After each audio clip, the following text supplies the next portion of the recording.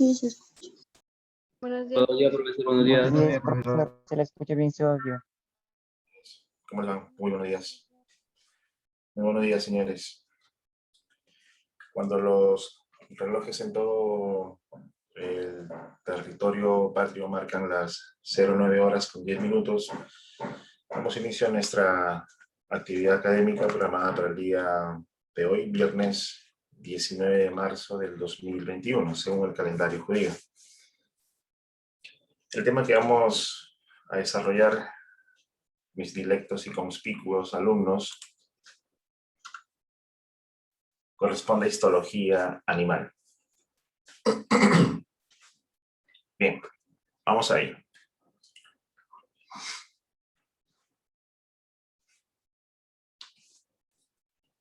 Cuando se hablaba de citología, hablábamos de la disciplina, rama de la biología que tiene por objeto de estudio a las células, ¿verdad? Estas células representan ser la unidad vital, la unidad estructural, porque todos los organismos vivos estamos estructurados, formados por células, por eso se dice la unidad estructural. Y vital, porque debido a las funciones que cumplen cada célula, se traduce en las funciones que nosotros realizamos. Tenemos un movimiento, ¿sí? Ahora mismo yo estoy gestualizando, estoy realizando movimientos. Ustedes también podrían estar rascándose su orejita, su cabecita, estar haciendo cualquier movimiento.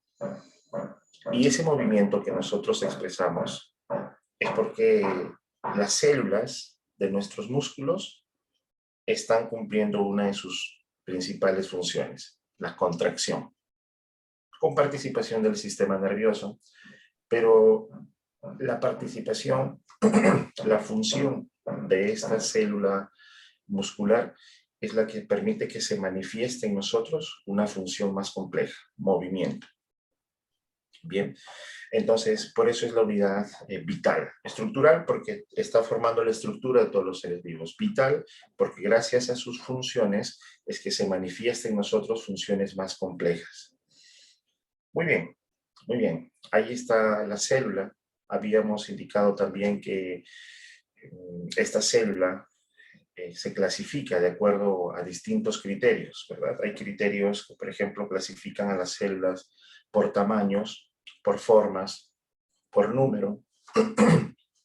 De acuerdo a su tamaño, la clasificación de las células pueden ser macroscópicas o microscópicas. De acuerdo a su número, unicelular, pluricelular. De acuerdo a su forma, hay células que no siempre van a tener esa forma que nosotros conocemos ciertamente redondeada. Nosotros colocamos en nuestro navegador de internet, colocamos la palabra célula y nos va a aparecer casi siempre la misma figura de célula que nosotros tenemos en mente, ¿sí? Ese circulito, su puntita en medio, que es la célula, que es el núcleo. Sin embargo, las células tienen distintas formas. Hay células que son aplanadas, planas, como por ejemplo las células que forman nuestra piel. Hay células que son cilíndricas, como las células de nuestros músculos. Células esféricas, redondeadas, así como los glóbulos rojos. Células con una forma bastante compleja, en forma de una estrella, como por ejemplo las neuronas. Entonces hay distintas formas de células, pero la clasificación que más se acomoda, que más nos permite realizar un estudio detallado de células, es la clasificación de acuerdo a su grado de evolución. Entonces, ¿cómo fueron evolucionando las células? Y la primera célula en aparecer fue la célula procariota, una célula sin núcleo. A partir de esta célula, en una línea de tiempo de aproximadamente miles y miles de años, sí, por eso digo aproximadamente, no hay una forma de calcular en años. En miles y miles de años, esta célula continuaba su camino, pero hubo un desvío dentro de su línea de evolución hubo un desvío para agregar ciertas estructuras, como por ejemplo un núcleo, y se convirtió en célula eucariota. Bien, y están las dos, procariotas y eucariotas. Las células procariotas que no tienen núcleo pertenecen a las bacterias, es decir, las bacterias están formadas, ¿sí? Las bacterias están formadas por células de tipo procariota, no tienen núcleo. Mientras que todos los demás organismos vivos tienen células de tipo eucariotas. Bien, en resumen, este ha sido nuestro feedback, nuestro proceso de retroalimentación que nos permite nuevamente enfocarnos a lo que va a ser el tema del día de hoy. Bien, estas células de las cuales hemos recordado ahora, cuando se agrupan, porque estamos hablando de una célula, hemos hablado de una célula de forma independiente, de una célula en un número unitario, de una sola, sus partes y demás. Pero ahora vamos a hablar qué sucede cuando estas células se agrupan. Se van a empezar a agrupar, se agrupan en un gran número. Se agrupan formando una estructura más compleja a la cual nosotros le vamos a llamar tejido. Bien, y este tejido, estos y todos los demás tejidos que forman nuestro cuerpo, es el objeto de estudio de la histología animal. Bien, la histología es la rama de la biología, una disciplina de la biología que va a estudiar a los tejidos. Entonces, desde ya nosotros sabemos qué es un tejido. Un tejido es una agrupación de células. ¿Cómo lo vamos a obtener? Lo vamos a ver en las siguientes láminas, a continuación en las siguientes láminas. Estamos desglosando nuestro título, Histología Animal. Ya sabemos lo que es la histología, la rama de la biología que estudia los tejidos. Tiene como padre al italiano, médico italiano, Marcello Malpighi. Marcello Malpighi fue uno de los pioneros, por no decir el primero, en interesarse por el estudio de los tejidos. Se percató de forma casi curiosa, de una forma casi involuntaria, casi casual, que en una herida que había sufrido uno de sus pacientes, había un fragmentito que quedaba de su piel.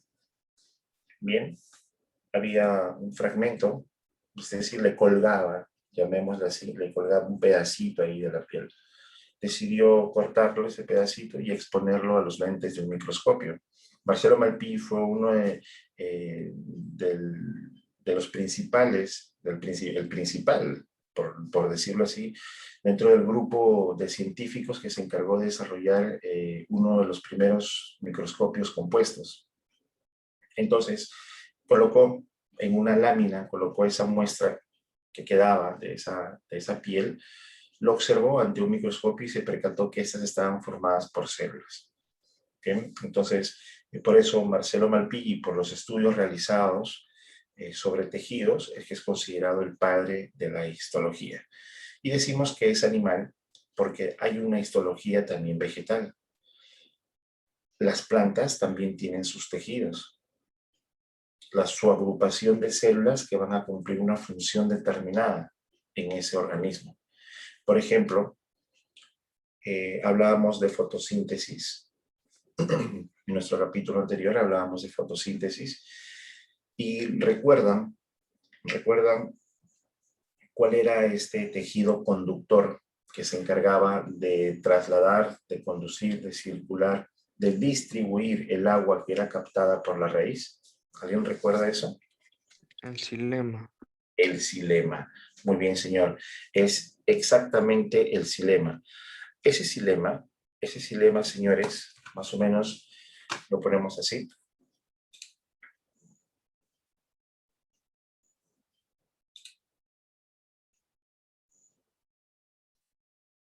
A ver. El xilema nosotros lo vemos allí como un conducto, pero este xilema está formado por una célula, otra célula, otra célula, otra célula y le van siguiendo toda una cadena de células, células, células, células, células, ¿sí? Hasta formar un conducto así. Células, células y células. Entonces, si aquí hay una célula, aquí hay otra, otra y otra y otra y otra célula, esto es un tejido. Por eso decimos un tejido. ¿Y qué principal función tiene? Conducir el agua. Es un tejido conductor o un tejido vascular. Bien. Vamos a reservar un poco de esta información para lo que viene, que son tejidos vegetales para la próxima semana. Pero podemos tener un adelanto que hay otro tejido también que es muy importante, es más, se le denomina tejido vegetal, que es muy importante, que se llama el parénquima. Este parénquima puede ser clorofiliano, parénquima acuífero, erífero, dependiendo qué es lo que va a almacenar. Y es el tejido que presentan, por ejemplo, los vegetales como el cactus. Bien, el cactus presenta un parénquima que va a permitir que absorba el calor, que absorba la humedad, que dentro de sus sistemas, dentro de sus células, empiece a transformar esa humedad en agua a partir de temperaturas. Bien, y así obtienen estos organismos, obtienen su agua. Claro, porque nos preguntamos qué pasa en el desierto, qué pasa en los suelos áridos, donde pues evidentemente no hay agua que absorber de la raíz, así lo obtiene. Bien, pero ya lo hablaremos con detenimiento en nuestro capítulo de histología vegetal. De esta forma, estamos indicando entonces que los tejidos se encuentran también en los vegetales. Pero nuestro tema a desarrollar es tejido animal, en nosotros, en los animales. Bien, entonces son los tejidos que van a encontrarse en los animales. ¿Qué es un animal? Simple, es un organismo que pertenece al reino animal. Y los animales, en primera instancia, están clasificados en vertebrados e invertebrados. Es la primera clasificación. ¿Por qué se le llaman vertebrados? Porque tienen huesos. Porque Por la tienen... columna vertebral. Muy bien, señor. Ahí está. Es verdad, los vertebrados tienen huesos, es cierto. No está distante de la realidad la definición que nos dio su compañero de que tienen huesos. Es una característica que los vertebrados presenten, huesos. Eso es totalmente cierto. Pero si fuese lo determinante que tengan huesos, entonces la clasificación no sería en vertebrados e invertebrados, sino serían, se me ocurre, animales óseos y animales cartilaginosos o membranosos, ¿cierto? Si fuese lo determinante que tengan o no huesos. Entonces, pero el término dice vertebrado, de vértebras. Por lo tanto, lo que hace esa clasificación es la columna vertebral. Y más allá de la función que conocemos de la columna vertebral, que es permitir que nosotros mantengamos una postura erguida, los organismos animales no somos amorfos, no somos una masa gelatinosa, viscosa. Mantenemos una postura erguida, rígida, y esa es gracias a nuestra columna vertebral. Pero más allá de eso, que un organismo animal tenga una columna vertebral, implica que ese conjunto de vértebras se va a encontrar protegiendo, cuidando un tesoro preciadísimo, la médula espinal. Entonces, a ver, vamos un poco a hablar aquí para no dejar en vacío esto, ¿sí?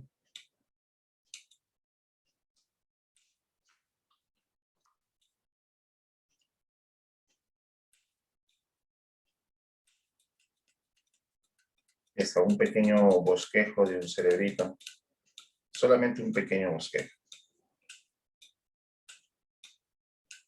Ya está. Estamos representando a toda esta pequeña línea como la médula espinal. El sistema nervioso central está formado por el cerebro y por la médula espinal. La médula espinal, señores, tiene insertado una serie de nervios, ahí está, una serie de nervios a los cuales le vamos a llamar nervios craneales o pares craneales. Son 12 pares, es decir, 1 y 1, 1 y 1, 1 y 1, están de par en par, son 12. Bien, desde el olfatorio, óptico, motor ocular común, el externo, el trigémino, el hipogloso, el glosofaringio y demás, que eso lo veremos ya en su momento en el sistema nervioso. Pero estos nervios están conectados a cada y uno de nuestros principales órganos. Por ejemplo, habíamos mencionado el olfatorio, el óptico, el hipogloso, el glosofaringio. Estos últimos, el hipogloso y el glosofaringio, son los nervios que están insertados en nuestra lengua. Ahí está nuestra lengüita y por detrás están insertados estos nervios que se conducen hasta la médula espinal. Se conducen hasta la médula espinal. Entonces, por aquí está esta tan inquieta y multifuncional lengua. ¿Por qué multifuncional? Porque tiene varias funciones, ¿cierto? Aunque ustedes de repente la utilicen solamente para alguna cosita, pero tiene varias funciones. Por ejemplo, funciones de la lengua. Funciones de la lengua. El gusto. Captar sensaciones de gusto. ¿Qué más? Para que traga la comida. Se traga la comida para la deglución. Sí, muy bien. El término tragar no es un término que esté fuera de nuestro diccionario anatómico, está bien. La Real Academia de Lengua Española ya admite el término tragar. Antes se utilizaba este término y era pues, ay, ¿qué dices? Ay, no, ahora se admite. Tragar es deglutir, pasar. Bien, la deglución, ¿qué más? La articulación de las palabras, todo lo que nosotros vayamos, todo el sonido que emite las cuerdas vocales de la laringe, solamente sale como un sonido, ¿listo? Como aire, pero es nuestra lengüita la que articula ese sonido. Entonces la articulación de las palabras también. Y definitivamente, pues la lengüita está presente en ciertos otros momentos, ¿verdad? Y ustedes conocen de seguro más que yo. Bien.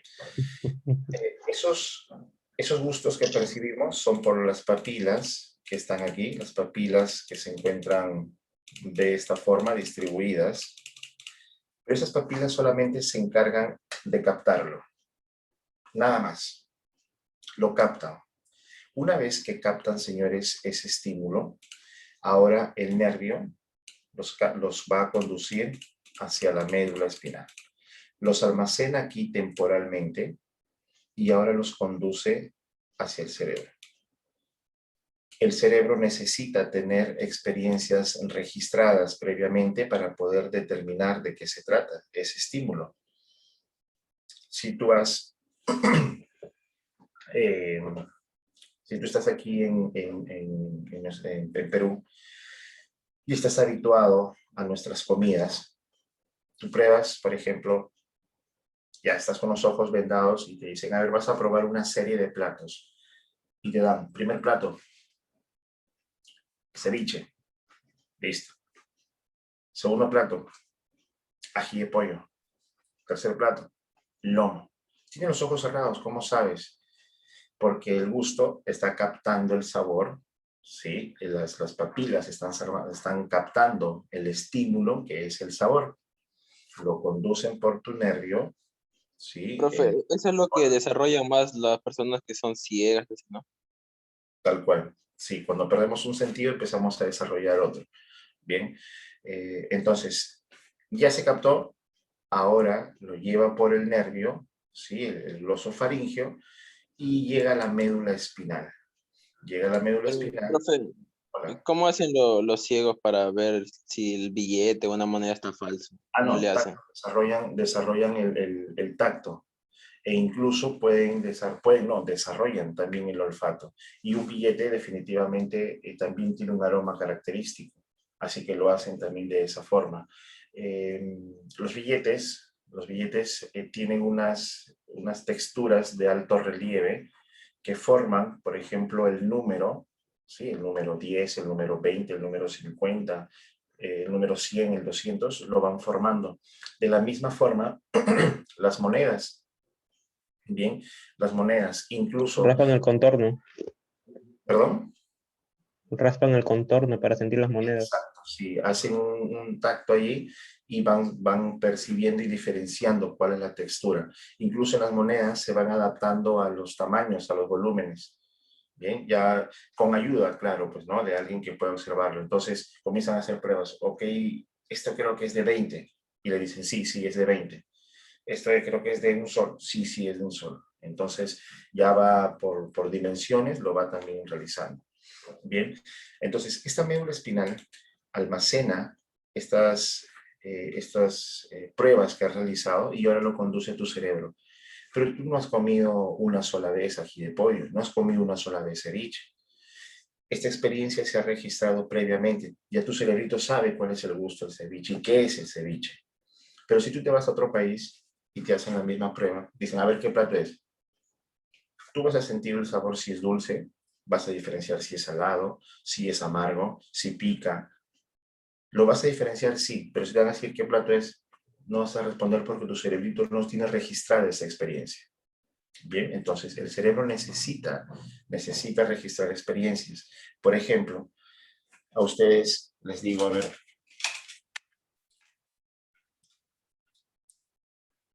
color. Color, chicos. Rosa, Rosado, medio rojo. Color. negro, Negro. Color. Verde. Verde. Ahora sienta a tu hermanito que tiene 3 años y todavía no puede ir al inicial. Siéntalo, todavía habla, sí. Ya repite los colores, ya los dice, pero su cerebrito no registra el color. ¿Los ve? Sí. Ve el pigmento. Él está viendo que es negro.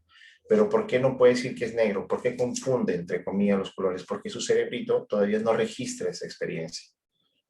Bien, entonces ya está. Para eso sirven los nervios. Cuando estoy indicando, señores, que viene por este nervio y se almacena, utilicé un término, temporal. Eso fue lo que dije. Dice almacena y almacena temporalmente los estímulos y luego los conduce hasta el cerebro. Cuando digo cuando utilizo el término temporal, no es que permanece ahí por unos minutos, por unas horas o por unos días y después lo lleva al cerebro. ¿Cuánto te tomó decirme que este es un color negro? Segundos, milésimas de segundos. Sí, señor Sandoval. Profesor, Hola. COVID. Perdón, señor. Sí, profesor, tengo una pregunta. ¿Dice que el COVID daña los nervios del sentido del gusto o cómo es? ¿O es muy diferente? Sí. A ver, un virus, lo explico por aquí, por este lado. Esta es una célula y un virus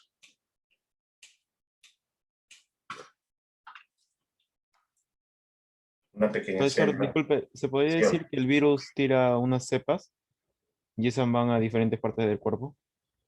No. Una cepa se llama una cepa a un tipo de mutación genética de un virus. Eso es una cepa. O sea, no entendamos que una cepa es como que yo tengo monedas y tiro las monedas y esas monedas son cepas. No, se le denomina cepa a un cambio generacional, a un cambio genético. Es decir, se le denominaba a este virus MJK, y ahora un cambio, una mutación de su material genético, de sus genes, es el LJ, ¿sí? Una variante.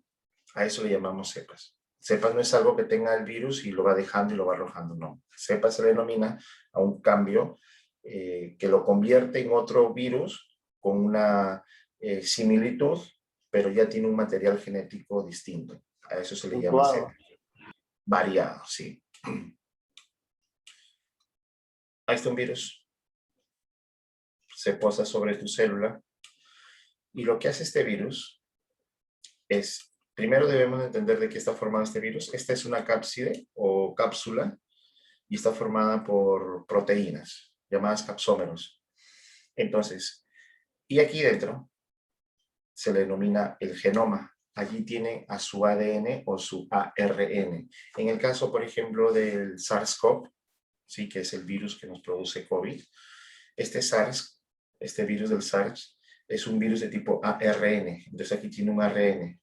¿Qué es lo que hacen estos virus al momento de tocar con tus células? Por ejemplo, y por donde ingresen, atacan a las células por donde ingresen. Si ingresan por la cavidad nasal, si ingresan por la cavidad nasal, va a ir destrozando todo lo que por donde va pasando. Pero no lo hace de un momento a otro. No es que viene, por ejemplo, tú estás en un bus y una persona está infectada de coronavirus y en sus manos tiene el virus. Tocó el pasamanos del bus y ahora llegas tú, tocas el pasamanos, el virus ya está en tu manita. Tú haces esto, como normalmente suelen hacer, se bajan las mascarillas y están, me pica, y se suben la mascarilla. Debemos entender de que el virus no es que necesariamente, el tapabocas está, ahí viene una persona, ¡pum!, el tapabocas está incluso, señores, para el contacto, está en las manos, está en todos lados. ¿Y qué hacen muchos? Se bajan la mascarilla y se la vuelven a subir, pensando que solamente una persona te lo puede transmitir, y no es así. Entonces, ya está el virus aquí y ahora está aquí en tu nariz, en tus fosas nasales. El virus es un organismo no vivo. Si fuese una bacteria, la bacteria desde que está aquí ya está entrando, porque es un organismo vivo. Pero el virus no. El virus se queda, se aloja ahí en tus fosas nasales, en tu cavidad oral, y se queda ahí sentadito. ¿Qué está esperando? Está chequeando. ¿Está qué chequea? Está viendo a qué organismo vivo se le pega para que lo ayude a entrar, a replicar. Los virus necesitan de una estructura viva para poder actuar. Si no, no, fuese como un simple lápiz, como un simple papel, como una simple piedrita. Es un ser inerte, pero necesita de un organismo vivo. Así que no es que ingrese y ya tienes el COVID, no. Replica, pasa unas horas, aproximadamente unas 48, 72 horas para que empiece a replicar y ahora sí, se adapta. Primero tiene que adaptarse a tu organismo, buscar a quién se va a pegar, a qué células, a qué proteínas, y cuando lo hace, empieza a replicar. ¿Y cómo replica? Así. Mira, ya este virus ya encontró una célula. Ahora penetra a esta célula, ¿sí? Ese es el término, penetrar. Y ahora, las proteínas que formaban o que forman esta cápside, esta cápsula, que son los capsómeros, pasan por aquí, vienen por aquí y se empiezan a poner aquí. Se empiezan a poner aquí. ¿Listo? Ahí está. Listo. Los capsómeros que forman esta cápside. Pero además tiene ARN, tiene un material genético. Eso está ahí. Listo. Está ahí, está ahí. Ahora, ¿qué viene? El virus ya pasó toda su información. Ahora, ¿qué hacen aquí dentro? Se ensamblan. Viene el ensamblaje. Es decir, todas estas estructuras que forman al virus se ensamblan. Se empiezan a unir, se empiezan a unir, se empiezan a unir. Y miren, aquí está el ARN. Ahora viene el ARN para acá. Y señores, con ustedes, un nuevo virus. Y por último, este virus quiere salir y lo va a hacer. Pero ¿cómo lo va a hacer si toda la célula está cerrada? La rompe. La hace estallar. A eso se le llama lisis. Lisis, romper. Y el virus sale. Profe, ¿a dónde se va? A otra célula, a hacer lo mismo, y va destruyendo, y va destruyendo, y va destruyendo tus células. Entonces, ingresa el virus, va ingresando, va ingresando, va ingresando, va replicando. ¿Por dónde va? Por la faringe, por la laringe, por la tráquea, bronquios, bronquiolos, se dirigen a tus pulmones. Rompen, hacen esto, lisis, con las células de tus alvéolos. ¿Qué son los alvéolos? Los sacos donde se almacena el oxígeno. Y como los rompe, tú respiras, pero ya no hay donde se almacene. Entonces respiras, ya no hay donde se almacene tu oxígeno. ¿Qué necesitas? Ventilación mecánica. ¿Listo? Ahora, en ese paso, este virus va rompiendo todas las células que se les presente. Y si por allí toca uno de estos nervios, que supongamos es el olfatorio, viene por acá el virus, se posa aquí, y esas células, plum, rompen, desconectan este nervio.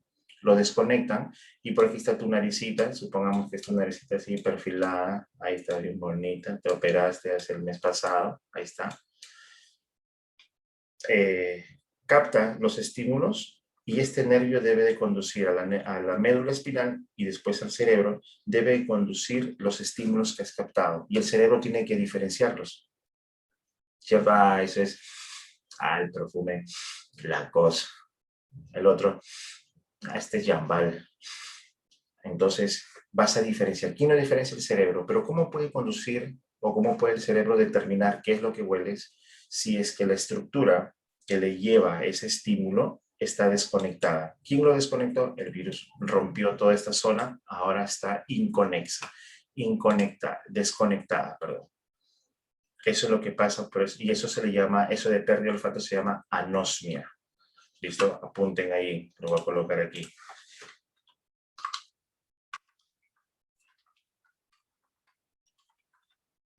Ese es el término.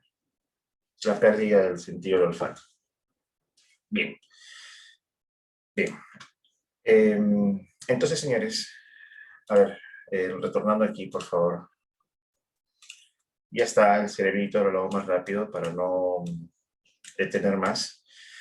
Estos nervios, ¿sí? Los pares craneales, conducen todos los estímulos que captamos hacia la médula espinal. Igual, con el globo ocular, captamos los pigmentos, el nervio óptico lo lleva a la médula espinal lo almacena temporalmente. Repito, el término temporal es lo que tarda en que nosotros respondamos cuánto es 1 más 1, o lo que tarde en decir qué color es este.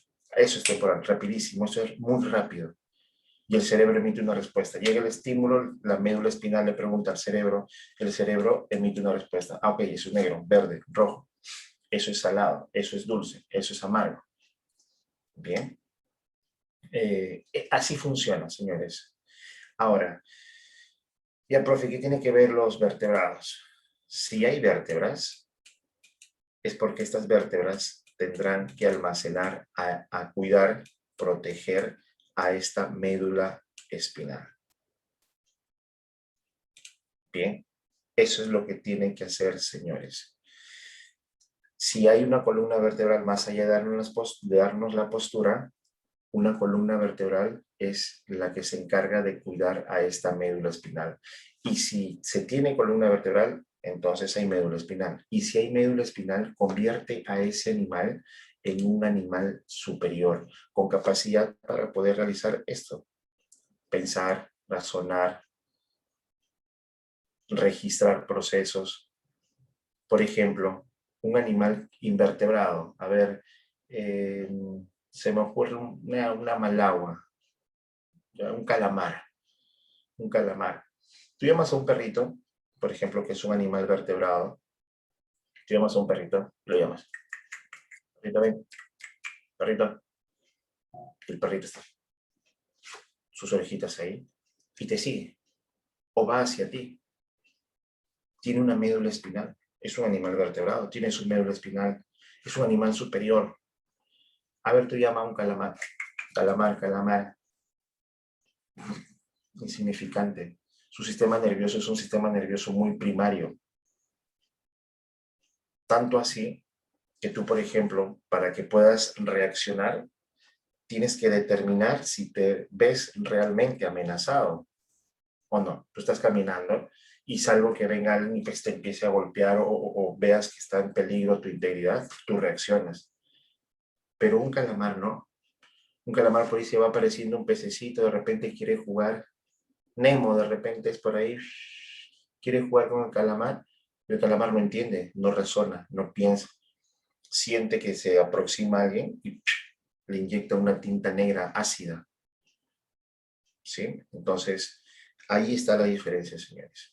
Un vertebrado tiene esas vértebras para cuidar una médula espinal, un órgano nervioso que va a determinar el grado de complejidad de este organismo. Mientras que el otro no tiene columna vertebral porque no tiene médula espinal. Sus respuestas, sus estímulos son muy primarios, muy precarios. ¿Listo? Entonces, a partir de este momento, no hacen más lo que puedan hacer o decir cualquier alumno de cualquier otra academia menos la de ustedes. Un vertebrado no es precisamente porque tenga huesos, sino porque tiene columna vertebral. Y si la tiene, garantiza el cuidado y la protección de un órgano preciado llamada médula espinal. Una estructura del sistema nervioso que va a diferenciar a los organismos en su grado de complejidad. Bien, listo. Ya está entonces algo bastante rápido acerca de vertebrados e invertebrados porque hay mucho más que hablar. Muy bien. Entonces, ya está, ya hemos definido lo que es la histología animal, los tejidos de nosotros los animales. Bien. Pero ¿qué es exactamente un tejido?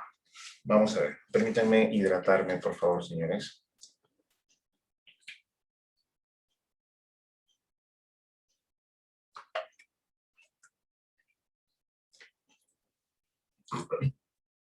Muy bien.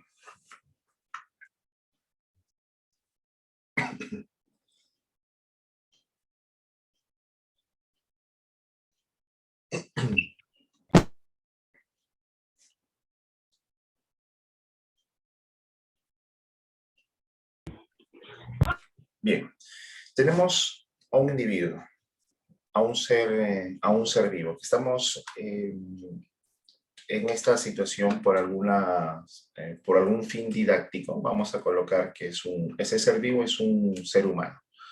Bien, ahí está, nosotros nos vemos de forma cotidiana, nos vemos con un ser humano todos los días. Ahí está eso. ¿Qué es un tejido? Vamos a ver. Este ser humano, como todos los organismos vivos en su gran mayoría, sobre todo los animales, estamos formados por sistemas, ¿sí? Esos sistemas se encuentran en un número de 11, son 11 sistemas. Está el sistema esquelético, llamado también óseo, el sistema muscular, el sistema nervioso, el sistema sensorial. El sistema sensorial es el sistema que está formado por nuestros 5 sentidos. Bien, el sistema sensorial, el sistema cardiovascular, ahí está, corazón, los vasos sanguíneos, que son las arterias, venas y la sangre, el sistema respiratorio, el sistema digestivo, el sistema reproductor, el excretor. Son 11 sistemas que están formando a este cuerpo. Y cada sistema está formado por órganos. Por ejemplo, aquí, ¿cuáles son los órganos del sistema esquelético? Pues los huesos. Aquí, ¿cuáles son los órganos que forman el sistema digestivo? Boca, faringe, esófago, estómago, intestino delgado e intestino grueso. ¿Cuáles son los órganos del sistema muscular? Los músculos. Entonces, cada sistema está formado por un órgano. Bien, aquí el sistema cardiovascular. ¿Cuáles son los órganos de este sistema cardiovascular? Corazón. Los vasos sanguíneos, que son las arterias y las venas, y un tercer órgano que es la sangre. Profe, ¿la sangre es un órgano? Claro, es un órgano líquido. Profe, ¿por qué? Porque está formado por tejidos. ¿Y qué es un tejido? Agrupación de células. ¿De acaso en la sangre no hay glóbulos rojos, glóbulos blancos y plaquetas? Entonces es un órgano líquido. Bien, entonces, si ya sabemos que el cuerpo humano está formado por 11 sistemas y que cada sistema está formado por órganos, entonces vamos a poner como ejemplo, vamos a tomar a este sistema cardiovascular. Ahí está. Este sistemita, este sistema lo vamos a trasladar aquí. Ahí está el sistema cardiovascular. podemos apreciar de forma bastante clara, bastante notoria, que aquí está nuestro corazoncito, que representa el primer órgano. El segundo órgano que forma este sistema son sus vasos sanguíneos, es decir, sus arterias y sus venas. Y el tercer elemento no lo podemos visualizar, pero asumimos de que se encuentra siendo conducido en el interior de estos vasos, que es la sangre. ¿Listo? Ahí están los tres órganos. Bien, vamos a tomar a un órgano. Ahí está, el corazoncito. Bien. Ahí está el corazón. Un órgano. Todo órgano, así como todo sistema que está formado por órganos, todo órgano estará formado por tejidos. Miren, vemos la silueta ahí de este corazoncito y aquí hay un pequeño rectangulito y ese rectángulo nos está diciendo que va a ampliar ese rectángulo, esa figura, este lugar, este espacio nos está indicando que va a ser ampliado. Ahí está. Esta pared está formada así, por tres láminas, las cuales son tejidos. El más externo, la capa más externa de este corazón, ¿sí? Porque el corazón, ojo, miren, está formado por tres capas, todo, tres capas. La más externa se llama pericardio. La capa media se llama miocardio. Y la más interna se denomina endocardio. ¿Listo? Entonces, tres capas, 1, 2 y 3. Tres capitas se encuentran así formando todo el corazón. Un órgano que es hueco, porque están las tres paredes, forman aquí, y por dentro hay hueco. 4 huecos específicamente. 2 arriba, 2 abajo. ¿Recuerdan cómo se llaman las cavidades superiores en el corazón? ¿Recuerdan cómo se denominan, señores? Son las aurículas. 2 aurículas y 2 ventrículos. Sirven como espacios para que la sangre ingrese, luego se contrae y sale. Ya hablaremos también a detalle cuál es la secuencia del funcionamiento de nuestro corazoncito. Por ahora no hablemos de cosas tristes. Bien, ahí está, señores. 3 tejidos. Profe, ¿qué es un tejido? Una agrupación de células. Concéntrate en este endocardio. Concéntrate solo en esta lámina rosadita del endocardio. ¿Ves aquí una figurita casi circular? Esa es una célula. Aquí al costadito, otra célula. Aquí al costadito, otra y otra y otra. Entonces, la agrupación de células que están formando un tejido. Lo mismo aquí con el pericardio. Miren, una circular, una célula, célula, célula, célula, célula, célula, que forman la agrupación de células, tejidos. Profe, aquí en el del medio es más gruesito. Sí. Permítanme un momento, por favor.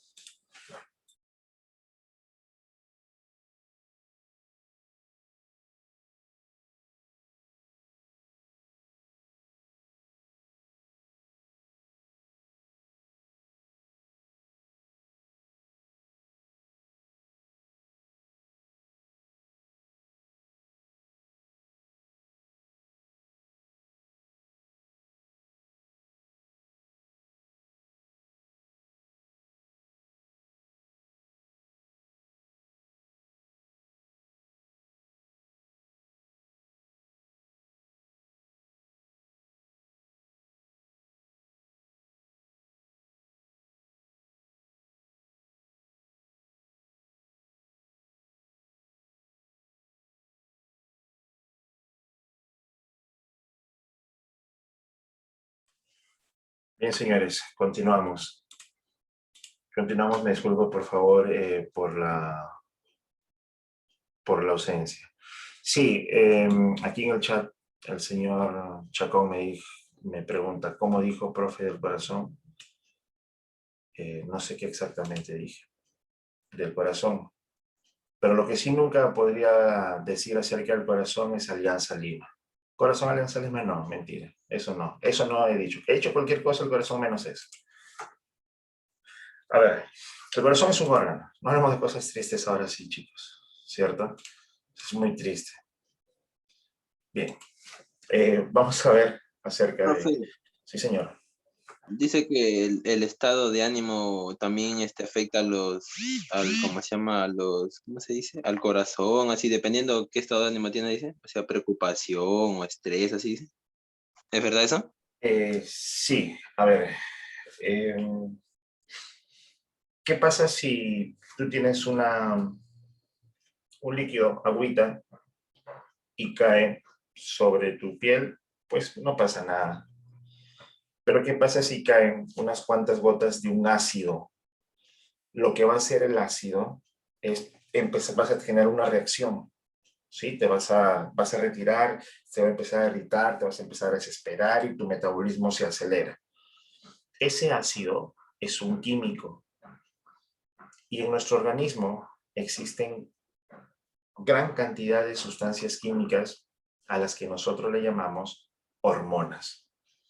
Entonces, muchas veces relacionamos al corazón con los estados anímicos, incluso con los sentimientos, ¿sí?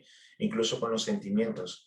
Es más, en ese sentido de los sentimientos, en los géneros masculino y femenino, creo que el género femenino es el más expresivo, el más romántico. Ellas ya tienen WhatsApp, ellas ya tienen Telegram, Facebook, Instagram, TikTok, todas las redes sociales, correo electrónico, pero ese ser tan sublime que Dios creó llamada mujer demuestra su pureza, su inocencia, su ternura, su lealtad, su fidelidad, utilizando los mecanismos más antiguos, los manuscritos, las cartitas, y anda, revísale sus cuadernos. En la parte de atrás, ellas están haciendo esos dibujitos. No me sale bien el corazoncito porque el mouse anda medio mal, creo. Pero hacen estos corazoncitos y hacen esto. Lo rompen el corazón. No sé, se desangraría, pero no sé cómo lo flechan. No sé, no entiendo qué pasa. Nunca entendí por cómo es que lo rompen y la flecha sale por ahí. Ese corazón estuviera desangrado. Pero bueno. Y le colocan ahí sus nombres, sus iniciales. De otro planeta será. Esa es Brenda. ¿Cómo lo sabe, señor Altamirano? ¿Le dedica esas cartitas? Vamos a tomar, a ver, nombres solo al azar. O a ver, dígame, no sé, un nombre cualquiera. Ya, Brenda por aquí. Y colocan B de Brenda. Y le ponen I. A ver, otra inicial, chicos. La J, la J. La J. No, la de Alonso. La A de Alonso, ahí está. Entonces, las señoritas ponen B y A, Brenda y Alonso.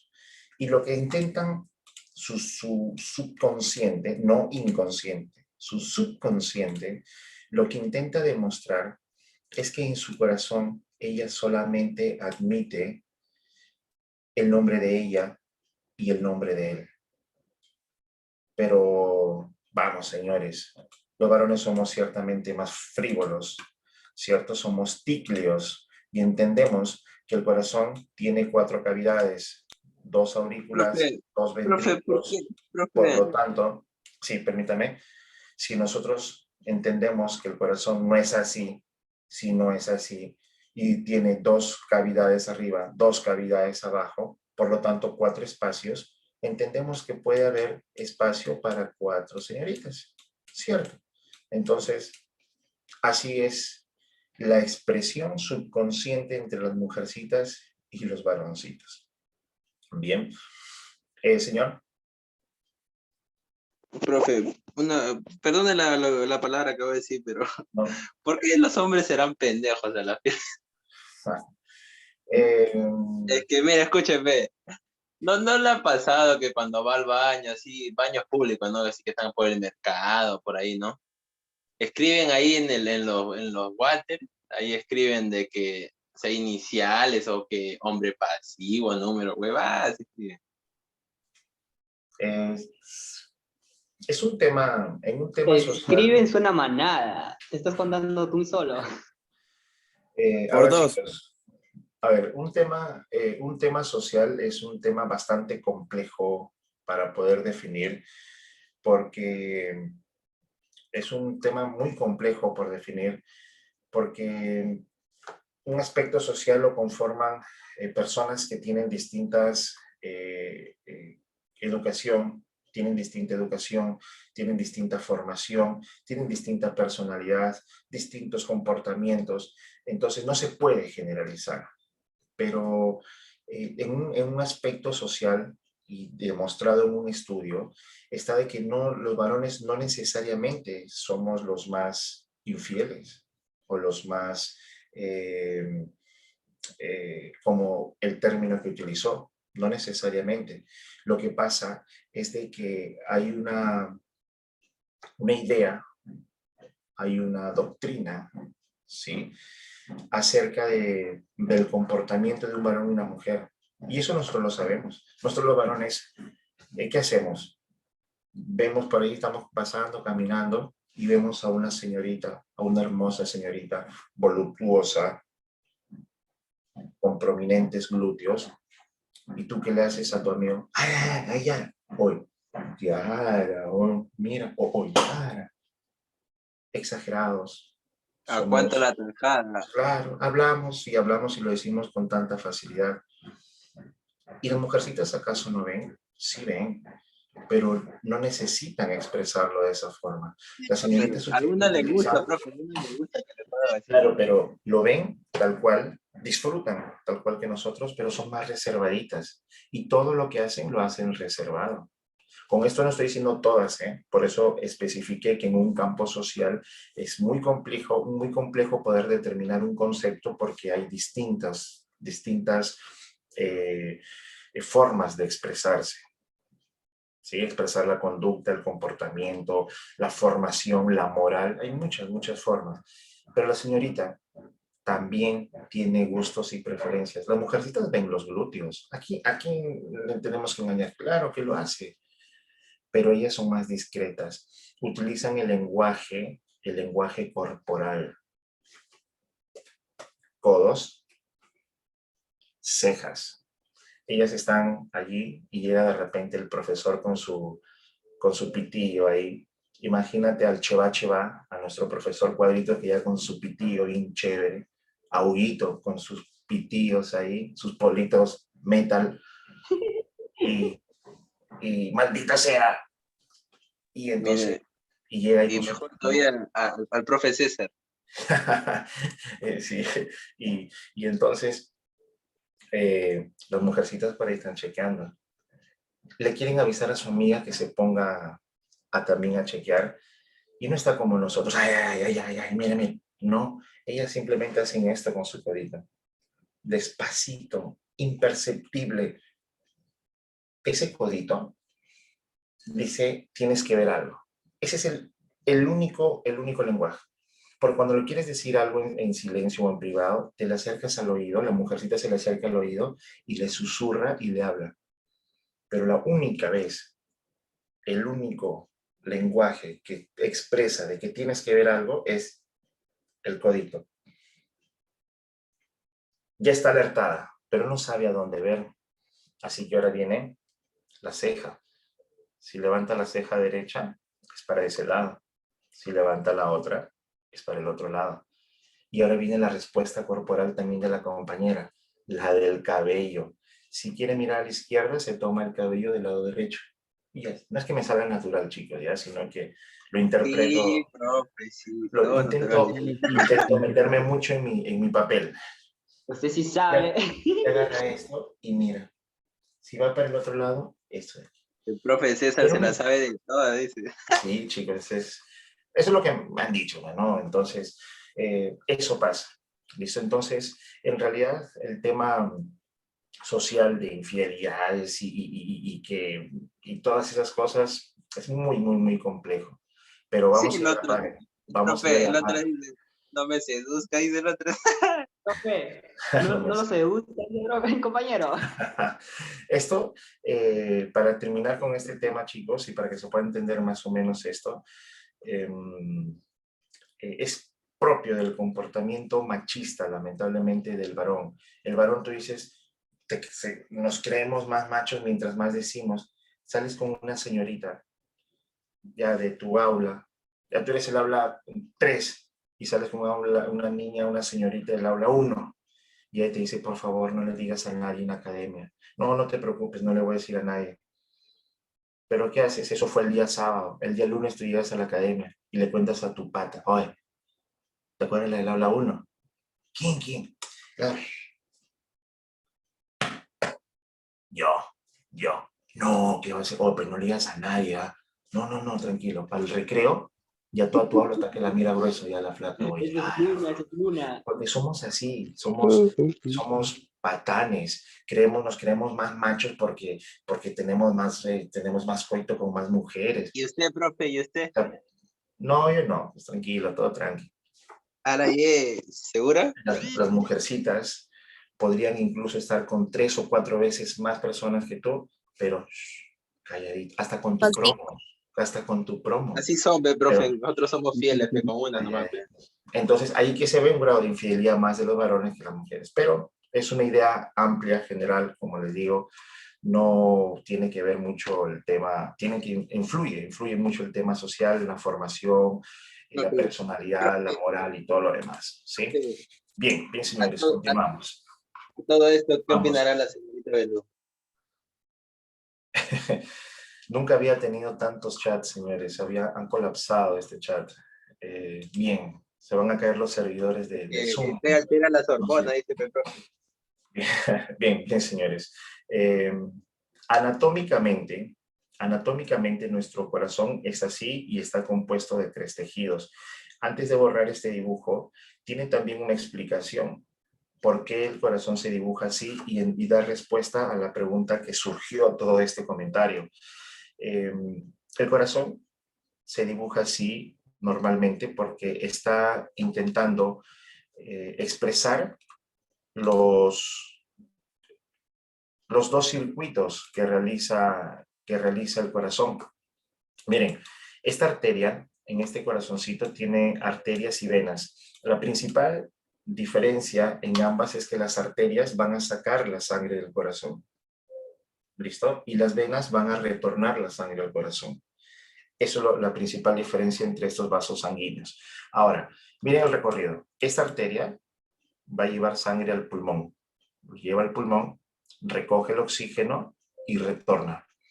Y una vez que retorna, sale la sangre otra vez con oxígeno, lo recorre y retorna. Aquí está un poquito más claro. A ver. Lo voy a colocar acá, a ver si es que lo pueden notar. Sale la sangre del corazón hacia el pulmón, retorna al corazón. Y luego vuelve a salir la sangre, se distribuye por todo el cuerpo y luego retorna. Entonces, miren, se acaba de formar un pequeño corazoncito. Por eso lo dibujamos así. No por la forma del corazón, sino que nosotros estamos indicando las 2 circulaciones. Circulación mayor o pulmonar, circulación menor o pulmonar y circulación mayor o aórtica. ¿Por qué aórtica? Porque sale por la arteria aorta. ¿Por qué pulmonar? Porque sale por la arteria pulmonar. Esa es la explicación por la cual nosotros dibujamos así nuestro corazoncito. Y con respecto a esto, la pregunta que sé yo, ¿qué sucede? Que cuando nuestro cerebrito, porque ese es el que inicia todo lo hace el cerebro, este cerebro, cuando capta un estímulo, por ejemplo, por la visión, te ha pasado de que estás caminando y de pronto ves a la chica que te gusta y tu corazoncito se aceleró. Pero ¿qué fue lo que pasó? Y relacionamos entonces los sentimientos con el corazón, pero no es así. ¿Qué es lo que sucede? Tus globos oculares la vieron, la han visto. El globo ocular, el ojo, a través del nervio óptico lo lleva a la médula espinal y la médula espinal lo conduce al cerebro. El cerebro acaba de captar la imagen y es tu crush. Entonces, ¿qué es lo que hace el cerebro? Ordena a una glándula, la glándula hipófisis, que secrete una hormona, la oxitocina. Esa oxitocina, cuando empieza a circular y llega al corazón a través de la sangre, lo acelera. ¿Listo? Entonces, eso es lo que pasa. Cuando hay una sustancia química, como una hormona en nuestra sangre, y llega a un determinado órgano, lo acelera. Es el mismo caso de la serotonina. Cuando tú estás feliz, en la primera semana, los primeros días que estás con ella, te le mandaste y te atracó. Los primeros días, todo es felicidad. ¿Ves esto? ¡Ay, qué bonito, felicidad! Todo te genera entusiasmo, todo es felicidad. ¿Qué pasa? Producción de serotonina, una hormona, una sustancia química.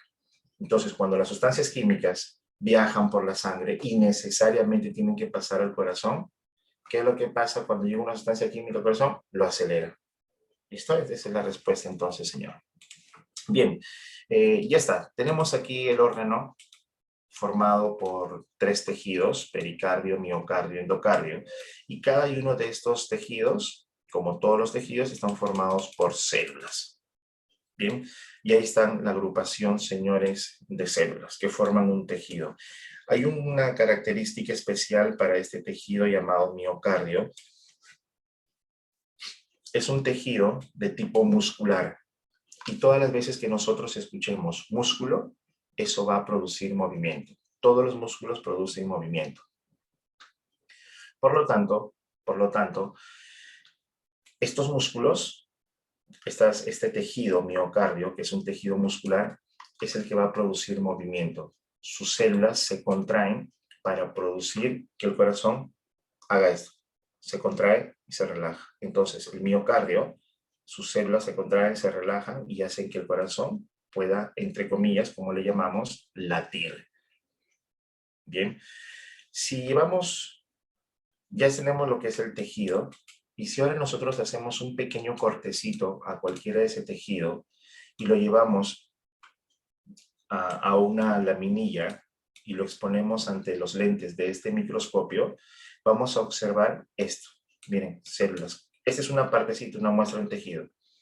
Ahí está, células. Está formado por células. Miren, uno. Células y células. Profe, no comprendo. A ver, vamos a exponer un caso clínico bastante común. De las biopsias, por ejemplo. Cuando hay un caso, una situación clínica, médica, en la cual después de consultas repetitivas, el médico no determina un diagnóstico, tú llegas con dolor, por ejemplo, a nivel del hipocondrio izquierdo, aquí, listo, tú llegas ahí con un dolor, doctor, me duele, a ver, y empieza a auscultar, listo, tome asiento, tu recetita. Después de 3 días, doctor, me sigue doliendo, qué raro, vamos a ver si está inflamado ese órgano, ecografía, listo, tu ecografía. Regresas al 3er día, doctor, me sigue doliendo. Ve tu ecografía, aparentemente no hay ningún daño, el órgano no está inflamado. Entonces se empieza a preguntar qué estará pasando. Y muy bien, listo, te dice una biopsia. El estudio microscópico de una partecita de tu órgano y una partecita de tu órgano que es un tejido. Entonces las biopsias son el estudio de los tejidos. ¿Y cómo se hace? Se va a hacer a través de instrumentos que les llamamos escopios. Bien, estos escopios reciben un nombre específico de acuerdo por dónde vayan a ingresar. Por ejemplo, si el escopio ingresa por la cavidad oral, se va a llamar endoscopio. Y eso muchos han escuchado a algún familiar decir, a mi tía, profe, llegó del hospital y dijeron que le van a hacer una endoscopía. Ya sabes, va a ingresar una manguerita por su boquita. Pero no es el único lugar por donde pueden ingresar a nuestro cuerpo. Sí, por allí también. Por allí también. Si el escopio ingresa por la cavidad anal, se va a llamar proctoscopio. Y en las mujercitas, si es que ingresa por la cavidad vaginal, se llama salpingoscopio. ¿Por qué se llama así? No lo sé. Lo he buscado, créanme, pero no encuentro el prefijo para decir por qué le llaman así. Y el uso, la utilidad que se le vaya a dar a estos escopios es de acuerdo a la ubicación de la muestra que se requiere. Por ejemplo, si tienes un problema en el estómago, pues es más fácil que ingrese el escopio por la boquita y ya está. 1,5 metros y ya está en tu estómago. pero supongamos que necesitan una muestra del colon descendente. No van a estar metiendo pues 9 metros para que ingrese. Es más fácil que ingrese por tu cavidad anal con un proctoscopio. 1 metro y está ahí. Y no es que lo elijas. No es que te duele acá la garganta y, profe, lo pueden entrar con un proctoscopio hasta que me llegue a la garganta. No, tú no lo eliges. Lo elige el médico y lo hace de acuerdo al criterio de ubicación. Así que cuidado por ahí con los que estén queriendo consultas con proctoscopía. Cuidado. Bien. Vamos a ver cómo funciona más o menos esto. Esta es una ilustración ya un poco antigua. Sí, profe, pero ¿Por qué? con eso no te atores. ¿Con qué, señor? Te duermen para hacer la autopsia.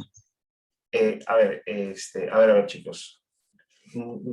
Utilicemos un término correcto aquí. Autopsia, necropsia son términos que se va a utilizar con fines de estudio de un cadáver. Entonces, no tiene nada que ver. Biopsia es distinto. Biopsia. Estas mangueritas aquí, inicialmente le aplican un pequeño gel que por el conducto que va ingresando va anestesiando. Una anestesia local, lidocaína. ¿Listo? Así que va a ir, del que duele, va a doler, porque está ingresando pues una estructura sólida. ¿Listo? Esta ilustración es ciertamente una ilustración antigua como se practicaba antes. Esta manguerita aquí tenía unas pinzas al lado y una camarita. Y esta está conectado a través de un monitor. Así que el médico se va guiando, ¿ves? No, acá estoy por la faringe, aquí estoy en el esófago.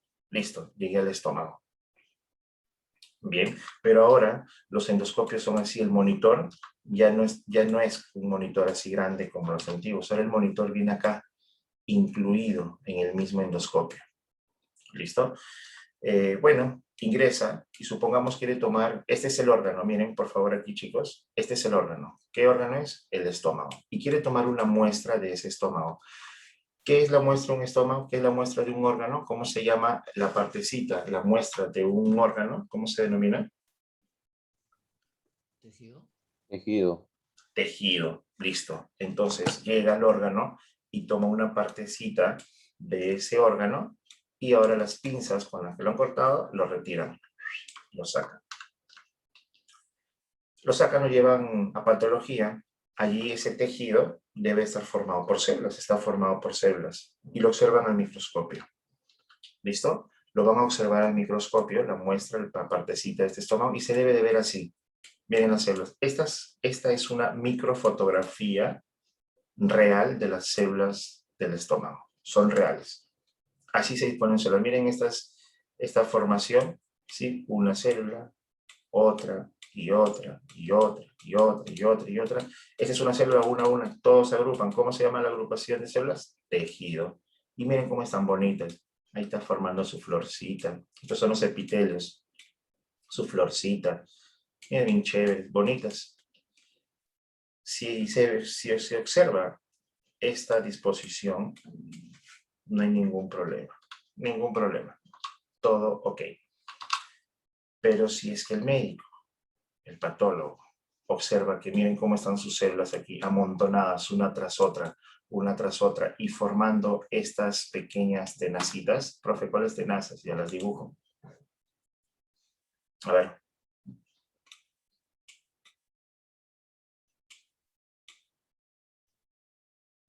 Uno. Dos. Señores, si las células se agrupan de esta forma, ¿sí? Se ponen una sobre otra, se ponen así, todas feas, formando sobre todo estas pequeñas tenazas. Estas pequeñas tenazas corresponden a un animalito, ¿cierto? Aquí, al cangrejo. Y el cangrejito es el animal, es la figura representativa de una constelación llamada Cáncer. Por eso es que se le denomina cáncer. ¿Listo? Y se determina así, con una biopsia, con un estudio de un tejido. Las células de estos tejidos que forman al órgano deben de estar así de bonitos.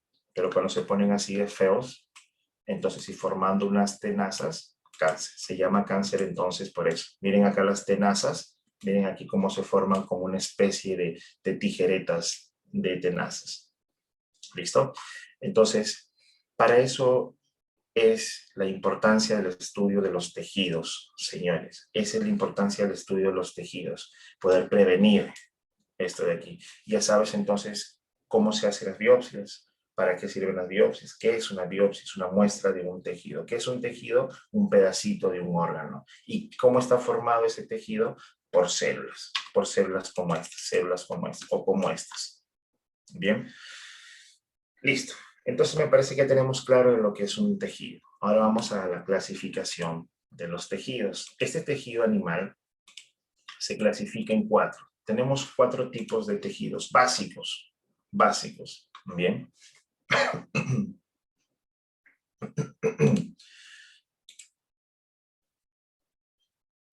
Bien. Tenemos 4 tejidos básicos. El epitelial, el tejido conectivo, el tejido muscular y el tejido nervioso. Permítanme que atienda su chat, por favor.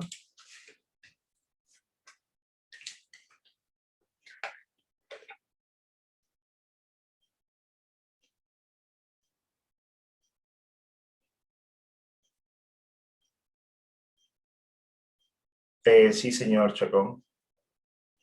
Sí son descartables.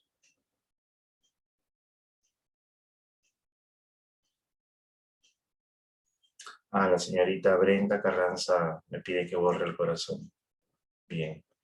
¿Por su nombre o por de Alonso? Me escribe, sí.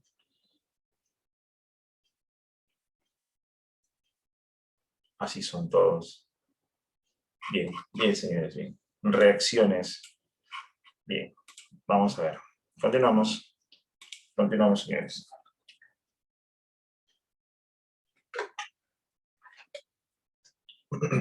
Ya está. Nosotros los animales tenemos 4 tipos de tejidos.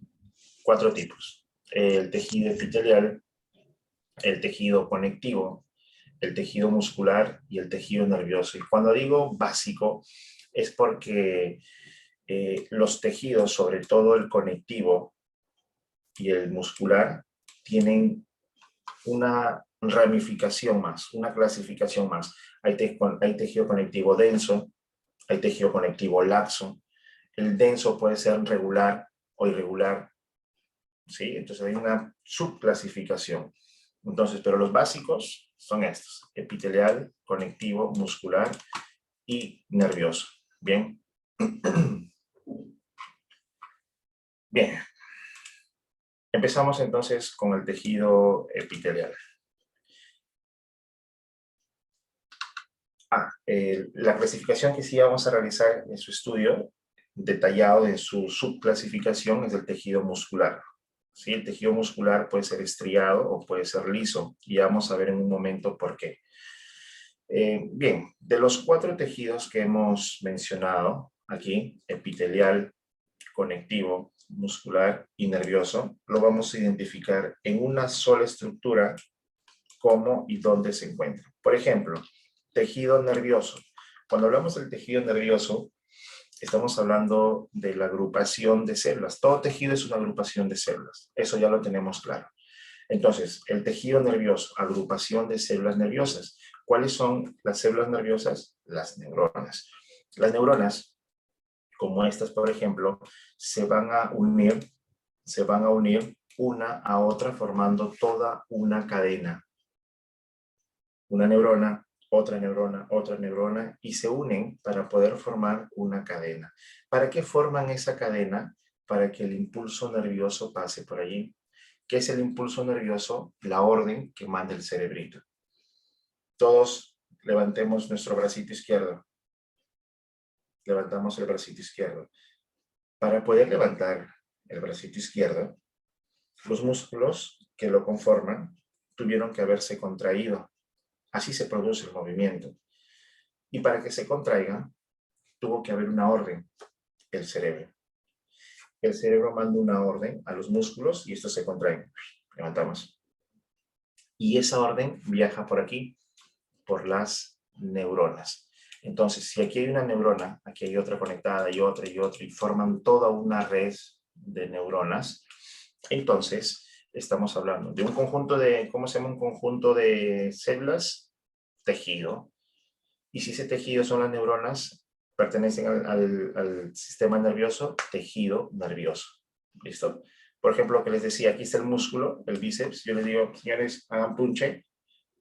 Y este músculo tiene que contraerse, el bíceps. ¿Cómo se contrae? Porque por aquí lleva un impulso nervioso. ¿Quién lo lleva? Las neuronas. Tejido nervioso, este es el tejido muscular, tejido adiposo. ¿Qué es un tejido adiposo? El tejido adiposo es la grasa. ¿Viste? Las capas de grasa que están por debajo de nuestra piel, entre los músculos. El tejido sanguíneo, profe, tejido sanguíneo, claro. La sangre está formada por 3 tipos de células: plaquetas, glóbulos blancos y los glóbulos rojos. Una célula. ¿Iba a haber solamente un glóbulo rojo, un glóbulo blanco y una sola plaqueta? No. Van a haber varios glóbulos rojos, varios glóbulos blancos, varias plaquetas. Y esa agrupación de células sanguíneas, ¿qué es una agrupación de células? Tejido. Si esas células son de la sangre, tejido sanguíneo. ¿Listo? Ahí está el tejido epitelial. El tejido epitelial, este de aquí, ese tejido epitelial es el que está formando la piel. La piel está formada por células llamadas células epiteliales. ¿Es una sola célula? No, son varias células. Y varias agrupaciones de células se llaman tejidos. Bien, aquí está este hueso, este huesito. Y el huesito está formado por tejidos, porque tiene varias células. Los osteocitos, los osteoblastos, las osteoprogenitoras, los osteoclastos. Entonces, tiene varios tipos de células, forman un tejido. ¿Cómo se llama ese tejido? El tejido óseo, que es un tipo de tejido especial conectivo. Es un tejido conectivo. Bien, entonces, para resumir, tejido epitelial, el tejido que se encuentra en las superficies, en la piel, por ejemplo. Tejido conectivo, el tejido que se encuentra dentro de cavidades, dentro de espacios, por ejemplo, el de los huesos. Los huesos son un tipo de tejido llamado tejido conectivo. El muscular, nuestros músculos, y estos pueden ser estriados y lisos, nos vamos a detener para hablar de esto. Y el tejido nervioso, que es la agrupación de células nerviosas, y las células nerviosas son las neuronas. Ya sabemos que estas neuronas se agrupan para poder formar cadenas, para poder conducir el impulso nervioso. Bien. Listo, empezamos entonces con el tejido epitelial. Vamos a ver. Perdón. Eso es COVID, profe.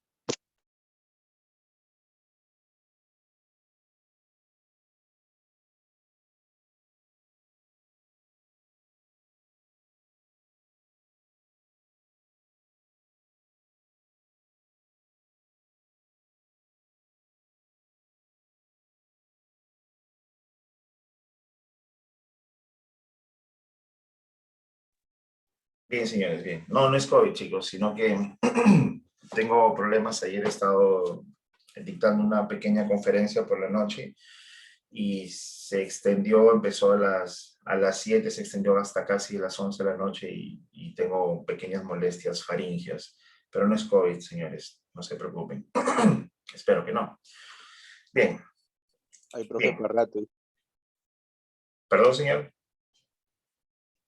Ay, profe, para rato, dice. Ah, esperemos que sí, señores. Bien, pero no hablemos de cosas tristes.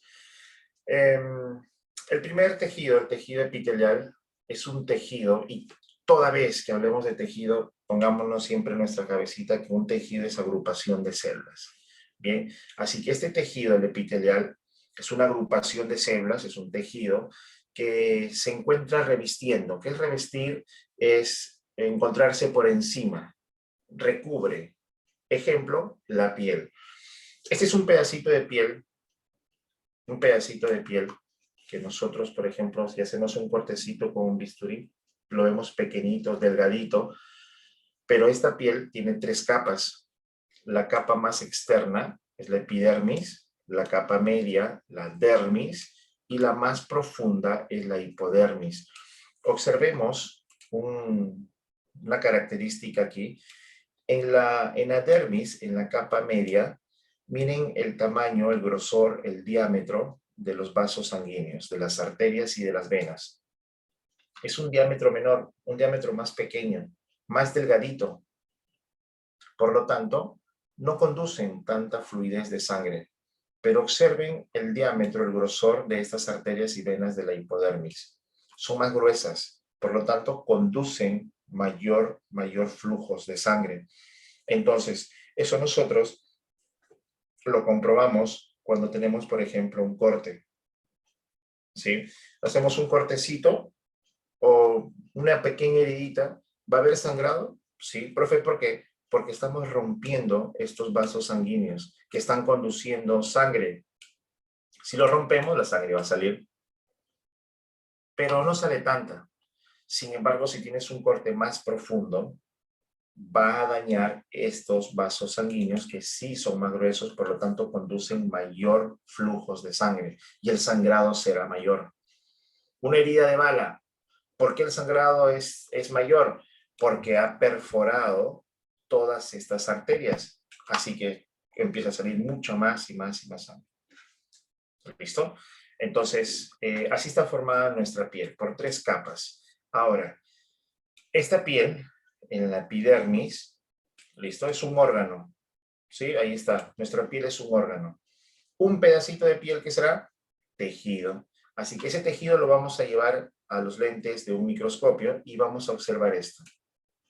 Esta también es una microfotografía, es decir, una foto real captada de células epiteliales. Y observemos cómo son. Son planas y alargadas.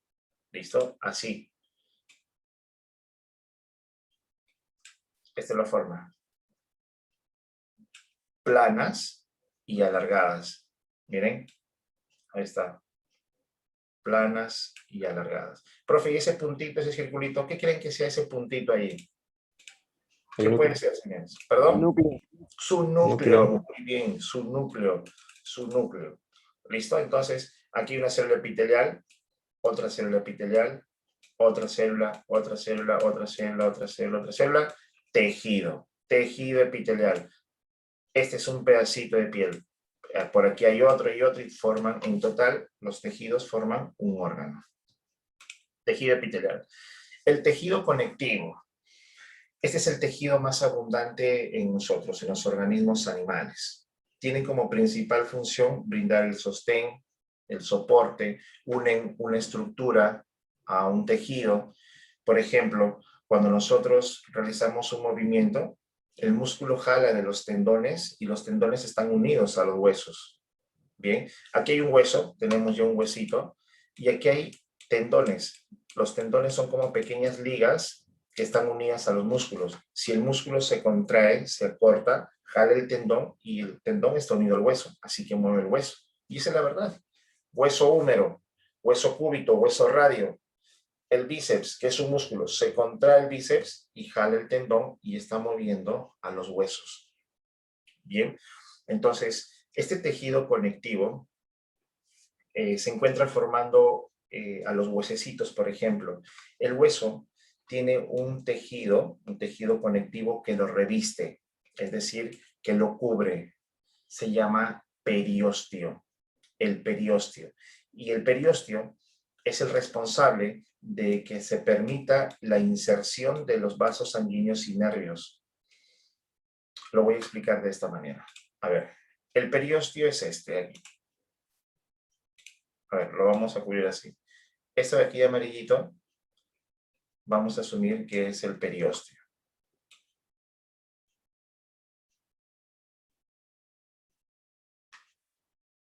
Ya está. Ese es el periósteo. Ese tejido, gracias a ese tejido, se va a permitir la inserción de las arterias. Se inserta. ¿Tú podrías penetrar un hueso? No, es bastante sólido, muy consistente. No lo puedes penetrar. Así que necesita una membrana para que por ahí se inserte. Entonces, esta arteria se inserta a través del periósteo. No solamente una arteria, también por ahí una vena. Y no solamente eso, sino también los nervios. Los nervios son los que van a permitir la sensibilidad, poder captar los estímulos. ¿Listo? Profe, para que estas arterias, cuando nosotros comemos, vamos a extraer los nutrientes.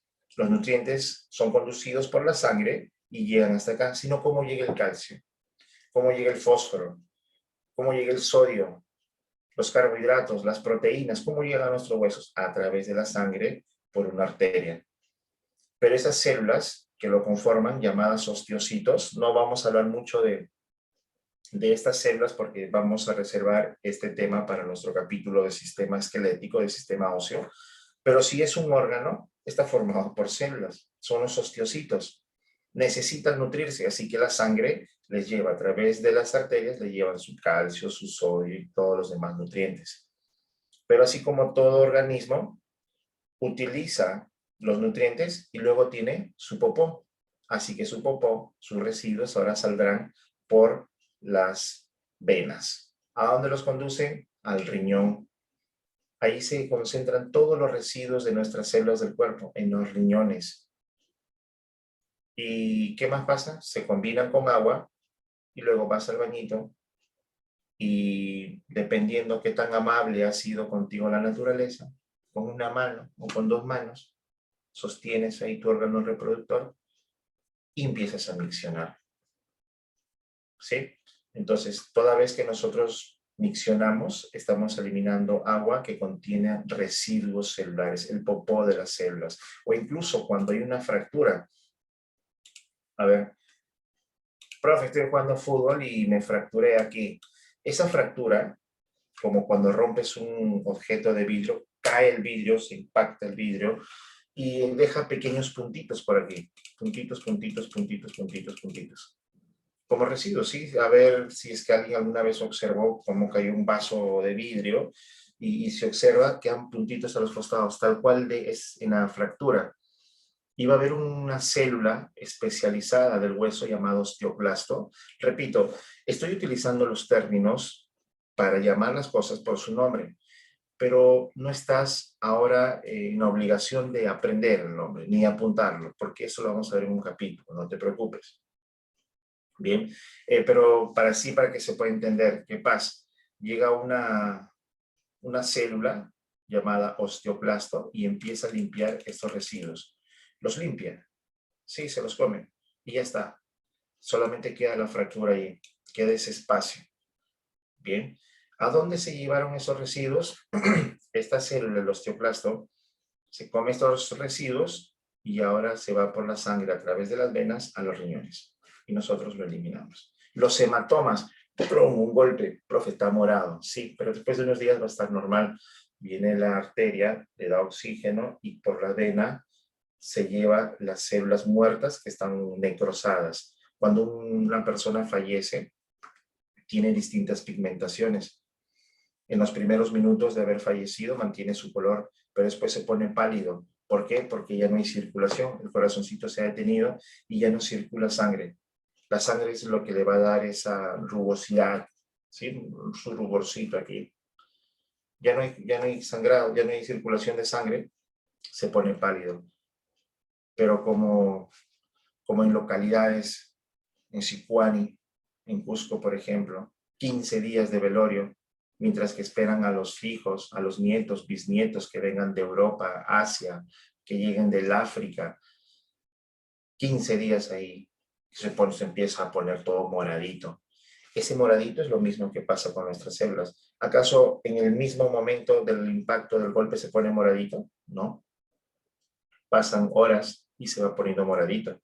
¿Por qué? Porque las células que forman el impacto, el golpe, las ha matado. Y se empiezan a necrosar, a necrosar, a necrosar, como un muertito. Llega la sangrecita con sus arterias, le dan oxígeno a toda esta zona para que las células que están alrededor sigan reproduciéndose y regeneren esas células muertas, mientras que las venas se encargan de recogerlas y llevarlas a tus riñones. Y después de unos días ya no ves nada. ¿Qué pasó? Se regeneraron las células. Y profilas muertas en tus riñones. ¿Y qué pasó? Las miccionaste, las orinaste. Para eso orinamos, para eso miccionamos. Así que no olviden ser gratos, no olviden siempre ser gratos. Cuando orinen, chao, célula, gracias, gracias por todo. Sí, señor. Profe. Sí, Profesor, señor. Sí, lo escucho. ¿qué pasaría si no orinamos todas las células muertas? Como suele pasar, se retienen en los líquidos, se cristalizan y se llaman cálculos. Como suele pasar, en ocasiones no se eliminan todos, se empiezan a formar, se retienen en los riñones, se cristalizan, se vuelven sales y a eso se le llamamos cálculos renales. Los sólidos, las piedritas, entre comillas, que se dicen, ahí están. Son los sólidos de los riñones, suele pasar. Gracias por su pregunta. Gracias por su respuesta, profe. Muy bien, señor. Ya está, listo, chicos. A ver, ya está con el tejido, entonces, conectivo. Este tejido que nosotros pusimos aquí, el periósteo, es el que permite el ingreso, ¿sí?, de los vasos sanguíneos y de los nervios. Por ejemplo, trata de darle un golpe a tu fémur, a tu pierna, y no lo vas a sentir casi. Ya, más fuerte, tampoco. Pero a ver, juega fútbol o anda por ahí y pégate en la canilla. El dolor va a ser mayor, porque es una zona donde no hay músculo, o si lo hay, es una pequeña capita. Entonces, el golpe en la canilla, en el hueso, en la tibia, ¿qué va a hacer? De que se exponga, de que haga contacto con los nervios que están insertados a los huesos. Lo que te duele no es el hueso, lo que te duele es el nervio que está insertado al hueso. ¿Listo? Con el tejido muscular es así. Repito, chicos, toda vez que nosotros hablamos de músculo, hablamos de una función, que es movimiento. ¿Listo? Y hay tres formas en las que se van a producir los movimientos en nuestro cuerpo. De forma voluntaria, dos formas, expresadas en tres. Profe, no lo estoy entendiendo. A ver, hay dos tipos de movimientos, voluntarios e involuntarios. Por ejemplo, voluntario. A ver, aquí está tu piernecita y yo les digo,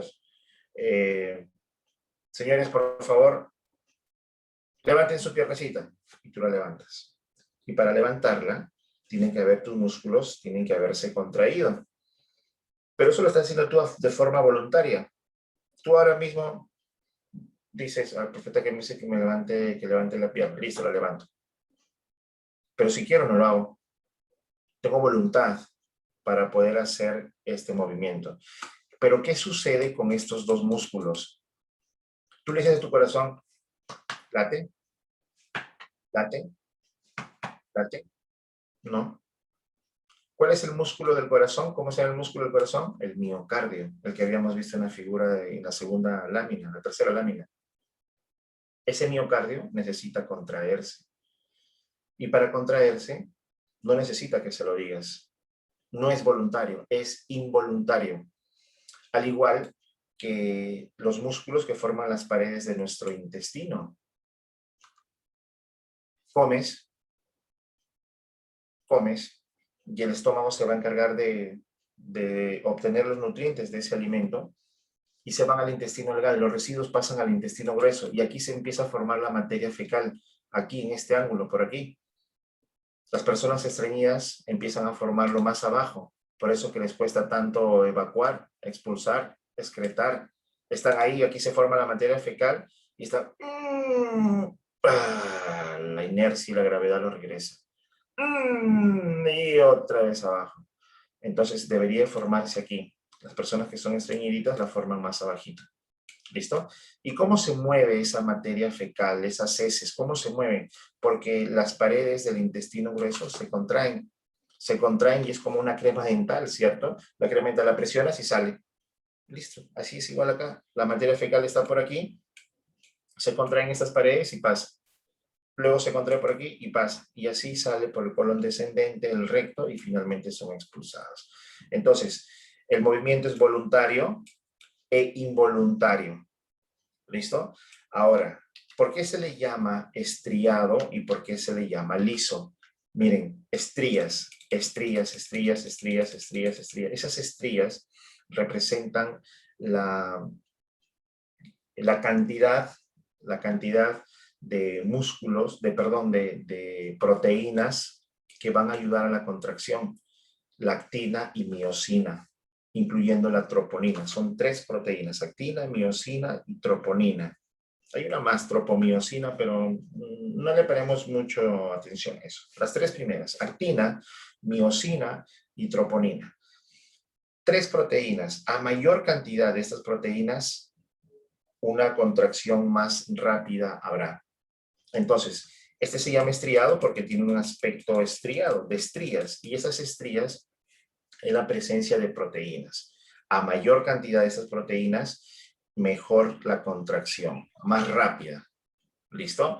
Y a estos dos le llamamos tejido muscular liso. ¿Por qué liso? Mira sus paredes. ¿Tiene estrías? No, están lisas. Lo que quiere decir es que, perdón, esta de aquí sí tiene estrías.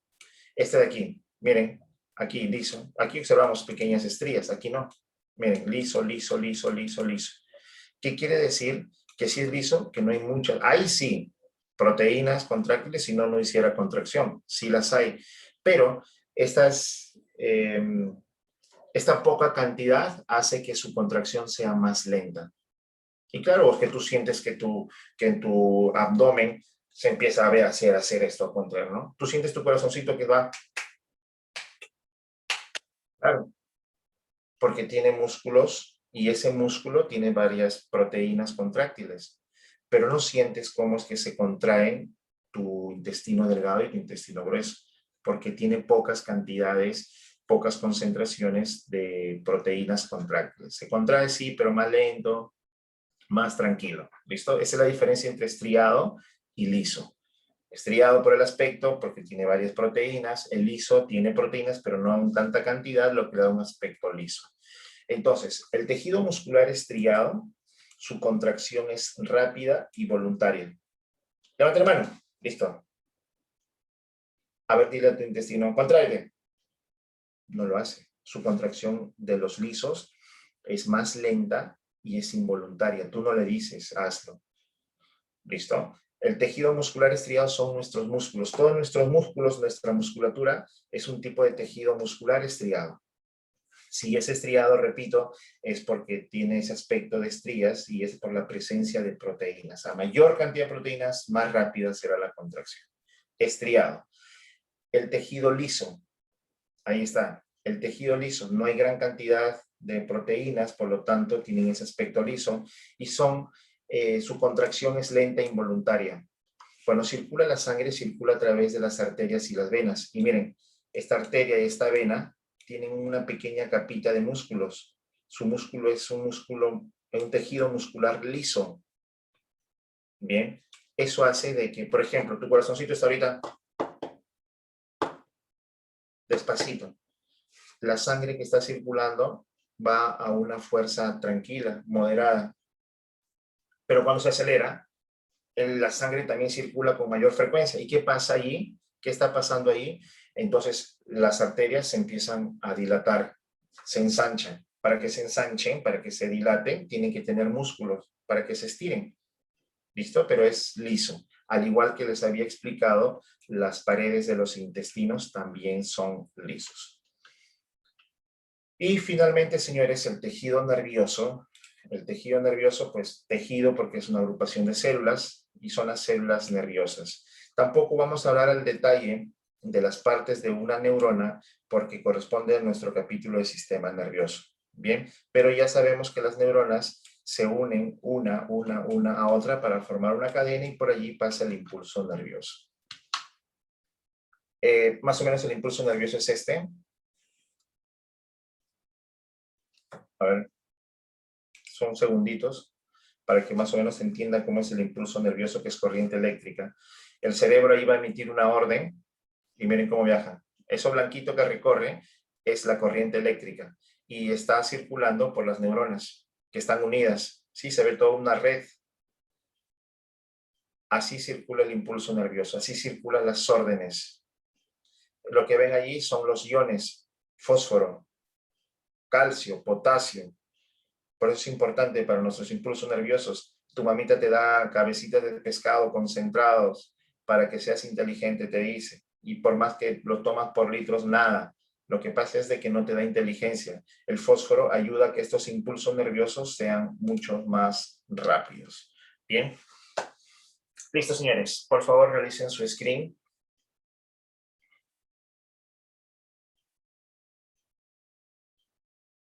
Si fueran, por favor, tan amables, me confirman para poder cambiar la lámina. Listo. ¿Listo? Sí. Me confirman allí, por favor. Listo.